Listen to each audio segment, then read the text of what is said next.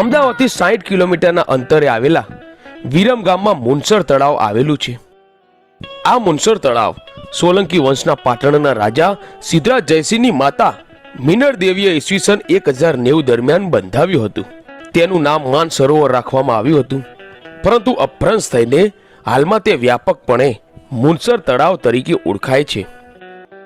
તળાવની ફરતે 300 જેટલી વિવિધ દેવી દેવતાઓની એક સરખી ડેરીઓ આવેલી છે. વર્ષોના વર્ષો વીતે છે, સમય બદલાયો, સરકાર બદલાય છે, અને એવામાં એક સમયે હરખાજી રાજા વિરમ ગામની ગાદી પર રાજ કરે છે.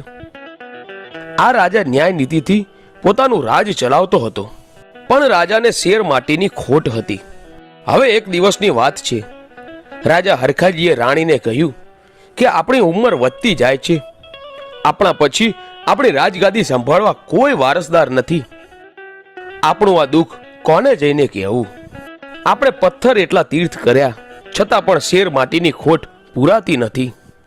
હવે તો ધીરે ધીરે સમય વીતે છે, અને એક દિવસ કેટલાક દેવી પૂજકો મુનસર તળાવને કાંઠે આવીને ડંગળો નાખે છે. તેઓ તેમની સાથે મેલડીનો એક કરંડિયો લાવેલા.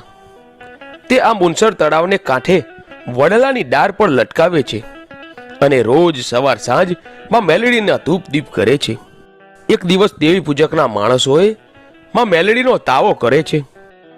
આ વાત ગામમાં ખબર પડતા ગામ લોકો વિચારે છે, ચાલો આપણે પણ માં મેલડીનો તાવો જોઈએ અને માં મેલડીના દર્શન કરીને માનો પ્રસાદ લઈએ.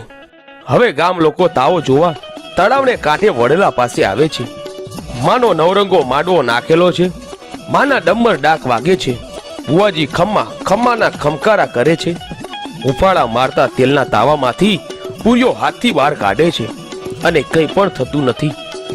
આવો ચમત્કાર અને સત જોઈને ગામ લોકો રાજાને જાણ કરવાનું વિચારે છે.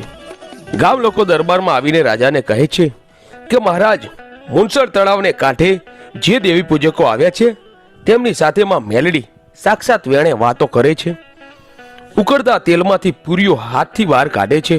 એની માં મેલડી હાજરા હાજર બેઠી છે.